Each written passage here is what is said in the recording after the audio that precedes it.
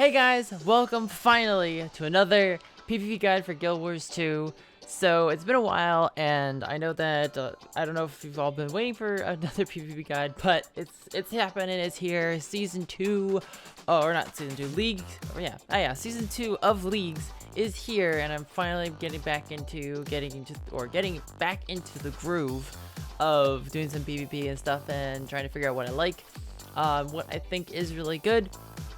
And it's really close to what's been happening so far, but I do have a few things to comment on for this video coming up, because it's a whole entire new format. So we're going to be going to a much shorter format, because my previous guides were very long, very in-depth, and I'm going to keep them as very in-depth class guides, because even though we have specializations, the base classes still have a lot of mechanics that are intricate, or are not just intricate, but important to the class itself and to any iterations of it, whether it's a medi-trap or just a medi-guard or things in that, in that kind of idea. So we're gonna keep, in that way, that it keeps it short and concise and easy to digest. They'll still have like different lists of things to go over: specializations, PvP build, utilities, and maybe some extra comments at the end about certain things. But generally, these videos are going to be shorter. I would keep them around 10 minutes. This one might be longer since I'm explaining this, but I'll work on that. So hopefully give me feedback on that, if you guys like it or not. But let's get right into this PvP guide. Today's guide is going to be on the Guardian, or the Medi-Trapper, as some people call it.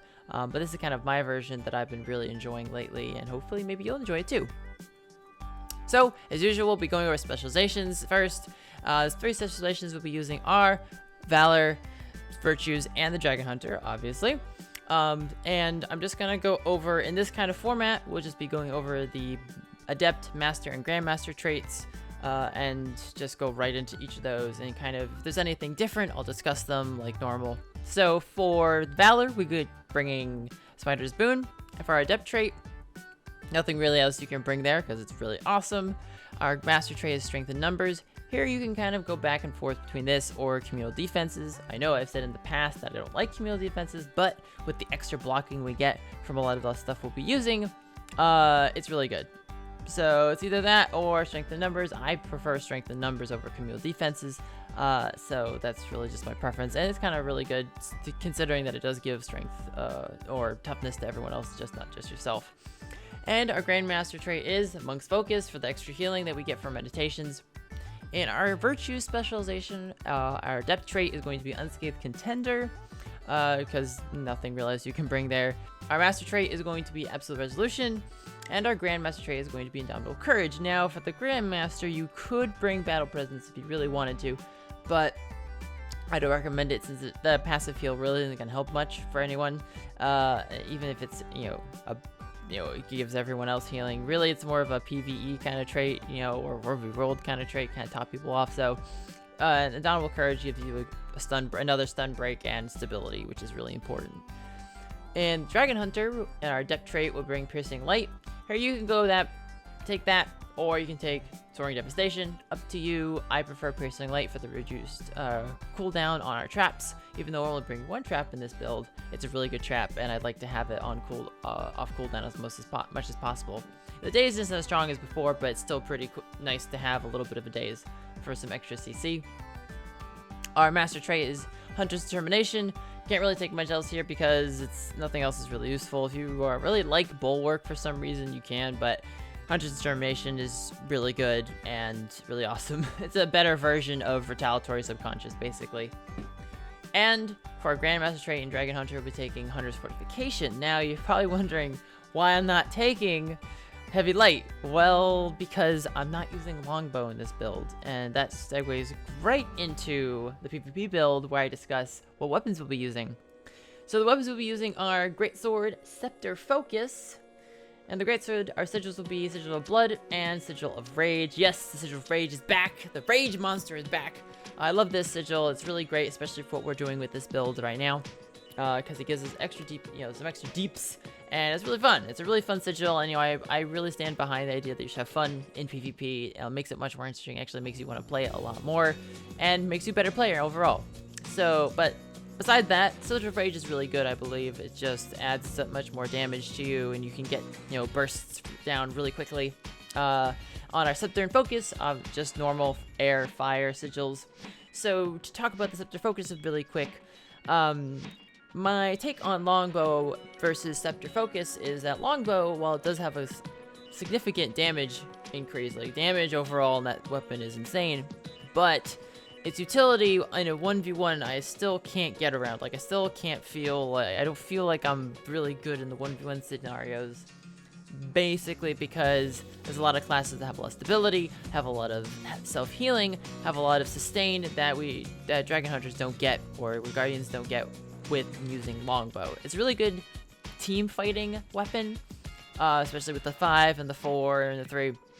And you're just sniping around, but I don't feel like that's Mediguard at all. It doesn't feel Mediguardish, which is why I'm going back to Scepter Focus. It gives you those blocks, it gives you blind, condy removal, it gives you immobilize, a very consistent DPS increase with the number 2 on Smite, and you know what, those little orbs just like keep coming and they hit pretty hard. So I really like Scepter and Focus over Longbow in my opinion, so take it or leave it.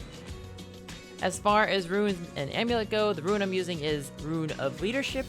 I bring it for the boon duration, and for the when you use an elite skill, you convert up to 2 conditions into boons on all nearby allies, and not just yourself, but everyone else. So there's some extra Condi clear on top of all the other Condi clear that we have, because Condis are a bit strong, they're just everywhere right now. Especially since we're not taking Contemplation of Purity in this build, although you can if you want to, but I prefer some other skills over that.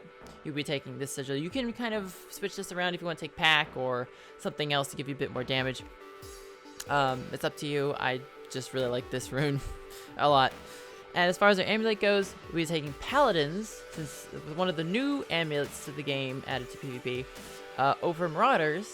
And I love Paladins. This thing is amazing. It gives you so much sustain. You might have a little bit damage decrease, but you know what? It's worth it for that extra toughness and just the extra toughness. It's really what you're bringing it for, because it makes you so much better at sustaining and surviving, especially with all the healing you have, passive regen, blocking, all of that. It makes you just a monster, and I really love it. I mean, you can take Marauders if you want to. You can be kind of that bursty glass cannon thing, but you know what, with all of the kind of sustain from Ellies and Necros that they have, and from Rangers, it's really important to be able to fight a long time, and it allows you to be in a 1v1 more often and kind of be there to annoy anyone trying to cap a point or something like that, and allow others to come help you if you haven't been able to kill them already. So it just gives you that nice extra sustaininess.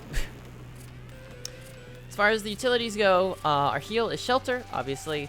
And our 3 main utility skills are Test of Faith, because it's really good trap. I really love it. It's the best trap we have as Dragon Hunters. The other one's Smite Condition, because it's really good now since the really big patch back like a month and a half ago made Smite Condition really awesome. That also also applies to our Smiter's Boon as well, the 2 conditions removed, which is awesome. And always Judge's Intervention, always Judge's Intervention. You can switch out Smite Condition for Contemplation Purity if you want, but Smite Condition I feel is superior because it's a shorter cooldown. It's extra damage, because you want all that damage on the Mediguard. You want to be some monster that just keeps putting out damage. And also it now removes 2 conditions, which is really great.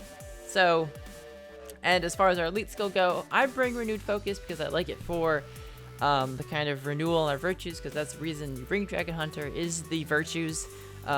In my opinion, the virtues are amazing in Dragon Hunter. Your F1, the Spirit of Justice, the Wings of Resolve, and the Shield of Courage. Really awesome virtues, so you want to have those up a lot. And that was really the main premise of Guardian before, was to have your virtues up, because they were your main survival tool, your main thing to use. And that still moves over into Dragon Hunter as well. So having Renewed Focus allows you to have those up. Also is a really good 1v1 tool. Allows you to survive a lot longer in team fights as well. You can take Dragon's Maw if you want to. It's still a really good trap. It's really just preference. I prefer Renewed Focus over Dragon's Maw for the uptime on virtues, mainly. And that's it. That is the Medi-Trap, or at least my version of it. It's really, the one things you have to get around again are, and it's really the same thing as, regular Medi-Trapper or back when, previous metas, using your Spirit of Justice properly to CC Using your Greatsword 5 to properly CC through Test of Faith, using your Spirit Justice as well, same idea.